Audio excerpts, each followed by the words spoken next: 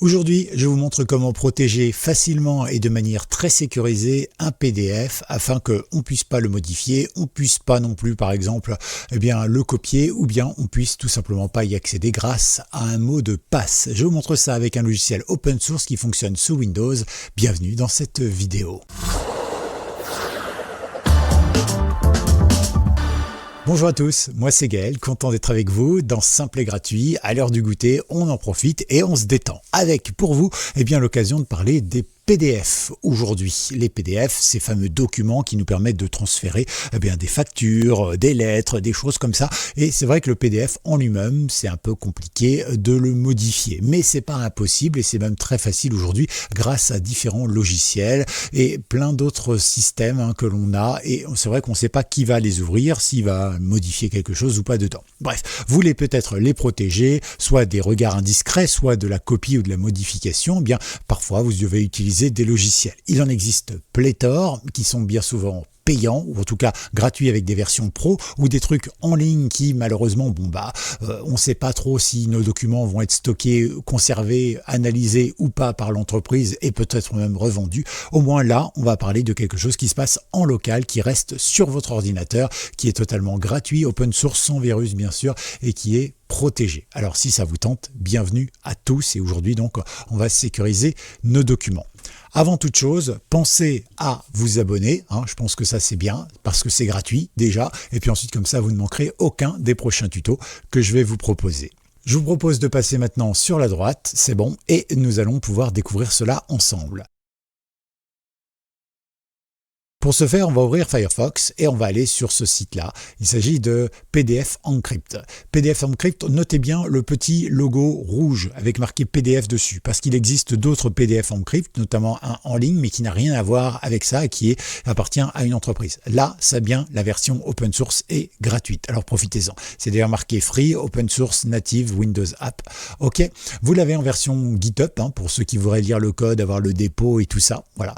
Et puis vous l'avez aussi directement sur le Microsoft Store et à chaque fois c'est le même logo. Donc vérifiez bien que ce soit bien le même logo. C'est important parce que de temps en temps je propose des logiciels et puis certains me disent ouais je veux pas du tout la même interface que toi. Je dis mais t'as téléchargé où? Je dis là machin truc. Je dis bah oui mais moi je mets tous les liens soit dans la description soit souvent dans un article gratuit qui est sur Patreon. Alors je les mets moins dans la description maintenant parce que YouTube a tendance à supprimer les liens qui renvoient vers des logiciels depuis la description. C'est un petit peu dommage mais c'est comme ça. Du coup je les mets dans un article Patreon qui est gratuit et le lien de l'article Patreon qui lui est autorisé par YouTube, je le mets dans la description et c'est gratuit bien sûr, profitez-en. Voilà, vous avez tous les liens, tout ce qu'il faut et ça c'est important.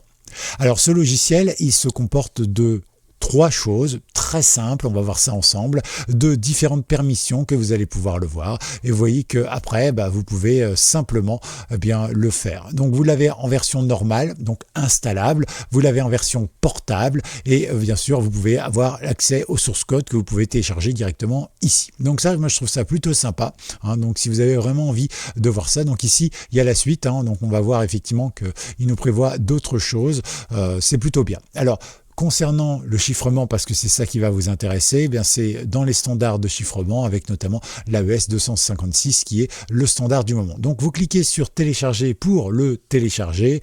Moi vous voyez que c'était déjà fait mais c'est pas grave, on va le refaire quand même. Ici je clique dessus. Ici, est-ce que je l'installe que pour moi ou est-ce que je l'installe pour tous les utilisateurs? Je vais l'installer par exemple que pour moi. On va baisser ça pour que ce soit plus visible peut-être. Ici, je vais accepter forcément la licence. Hop, on va y aller. Et ici, donc, on va aller sur PDF Encrypt. OK, donc on va faire Next. Et ici, on va faire Install. Tout simplement. Voilà, rien de très difficile. Et ici, il a coché la petite case qui nous dit est-ce que je le lance ou pas. On clique sur oui et c'est parti. Alors ici, vous voyez que c'est pas très compliqué, ça nous offre une interface très simple. Alors oui, elle est en anglaise, mais choose, c'est comme choisir. Donc file destination, donc pour choisir le nom de destination, et ça c'est votre source. C'est tout à fait classique. Donc vous cliquez ici sur les trois petits points, vous choisissez un PDF. Donc par exemple, nous on va prendre celui-ci.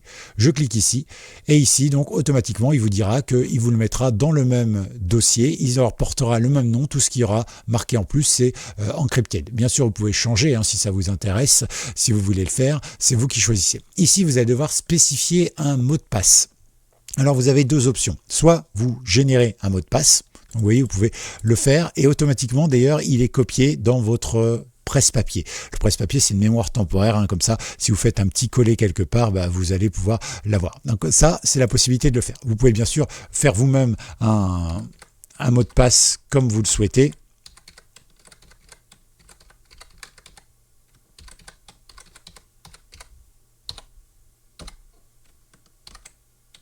Par exemple, vous voyez ce genre de mot de passe bien difficile, d'accord? Mais il faut que ce soit un mot de passe que vous reteniez. Après, vous pouvez très bien l'avoir directement, par exemple, dans votre, je ne sais pas, générateur de mots de passe ou de votre trousseau. Voilà. Donc là, effectivement, vous pouvez le stocker à l'intérieur et voilà, ça peut fonctionner. Hein, c'est l'essentiel. L'idée, c'est d'avoir quelque chose de sécurisé qui soit difficile à trouver parce qu'un document PDF, c'est comme un logiciel. Hein.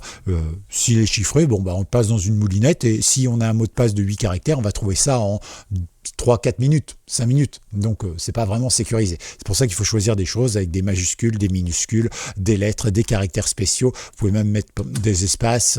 Voilà, c'est des trucs. Plus vous avez de caractères différents, plus vous avez de choses un peu impromptues, et bien moins vous avez de chances que le hacker trouve. Idem, ne commencez jamais par une majuscule. Pourquoi? Eh bien tout simplement parce que les hackers, ils savent très bien, hein, et je vous l'ai déjà dit dans plusieurs vidéos, eh bien faites attention, un hacker, lui, il va utiliser un logiciel qui va prendre une liste dans laquelle il y aura tous les caractères. Par exemple, il va prendre toutes les majuscules d'abord, puis ensuite toutes les minuscules, puis la majorité des caractères, puis tous les chiffres, etc., etc.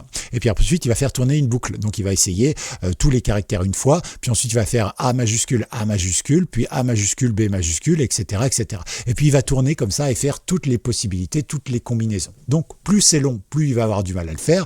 Mais aussi, si vous commencez par une majuscule et que lui, il a prévu son tour de code par une majuscule, eh bien forcément il va faire moins de tours de boucle au final que si vous commencez par autre chose.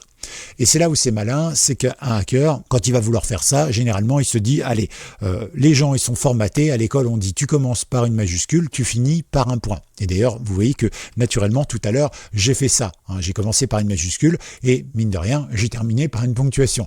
Donc vous voyez que je voulais simplement vous donner cette information, essayez d'être inventif et de déjouer les choses. Voilà, vous pouvez générer un code comme ça. Vous voyez que quand vous générez un code, il commence assez rarement par une majuscule. C'est pas pour rien. Ok, bon, il le fait de temps en temps, mais pas tout le temps. Donc là, par exemple, moi, je vais le copier, hein, comme ça, je l'ai. Et troisième option que vous avez pour les mots de passe, qui peut être très important, et c'est le Set Honor Password. Vous pouvez cliquer dessus ici, par exemple, et vous pouvez mettre un mot de passe. Donc, par exemple, on recopie le mot de passe. Et en fait, l'avantage, c'est qu'après, vous n'aurez plus besoin de renseigner cela. Donc là, moi, je vais supprimer ça. Mais du coup, vous n'aurez plus besoin de renseigner ça si vous avez fait le Set Honor mot de passe. À chaque fois que vous allumerez le logiciel, en réalité, eh bien, il se servira du mot de passe que vous avez renseigné. Du coup, vous gagnez du temps et vous aurez un mot de passe pour tous vos documents. Ça peut être pratique également. Autre chose qu'on peut voir, donc moi je vais remettre le mot de passe qu'on a vu tout à l'heure. Ici, je vais cliquer sur Setting et là, on peut soit demander de confirmer le password au moment de l'inscription, donc au moment où il va créer le fichier avec la sauvegarde, d'accord. On peut aussi choisir d'encoder les métadatas, ça peut servir. Voilà, donc là vous choisissez. Moi personnellement, je ne vais pas avoir besoin de faire ça pour le test, mais voilà. Et ensuite, vous pouvez lui donner des permissions. Par exemple, la permission de modifier. Est-ce que la personne qui lira le document, même si elle a eu le mot de passe, elle aura le droit de modifier? Vous lui donnez ou vous lui donnez pas. Pareil pour copier, est-ce qu'elle pourra copier les infos qui sont dedans ou pas, etc., etc. Donc vous voyez que vous pouvez faire pas mal de choses, même le screen reader, hein, donc la possibilité de prendre de lire ce qu'il y a sur l'écran et tout ça, voilà. Donc vous voyez, vous avez plein de possibilités et ça c'est vraiment quelque chose de très sympathique. Ensuite on a ici l'algorithme de cryptage, de chiffrement, d'accord. Donc ici vous avez l'AES 256, donc c'est le plus courant, le plus connu évidemment, et c'est celui de la norme du moment, hein. Donc ici vous en avez des plus faibles également si vous le souhaitez. Bon, c'est vous qui choisissez. Et puis ici vous pouvez choisir aussi, eh bien tout simplement, si vous fermez le logiciel une fois que c'est fait, si vous voulez afficher l'endroit de destination, si vous voulez ouvrir le programme, etc., ou ouvrir un autre programme directement, c'est vous qui choisissez. Vous voyez, donc c'est comme vous voulez, vous faites comme vous voulez. Nous on va tout laisser comme ça, on va juste laisser l'encryption ici. On est prêt, alors je vais re-sauvegarder mon mot de passe, sinon je risque de le perdre. Je vais faire encrypter, donc on va se rendre ici, nous, ici, là, et il a donc ici encrypter mon fichier. Maintenant, je vais pouvoir l'ouvrir.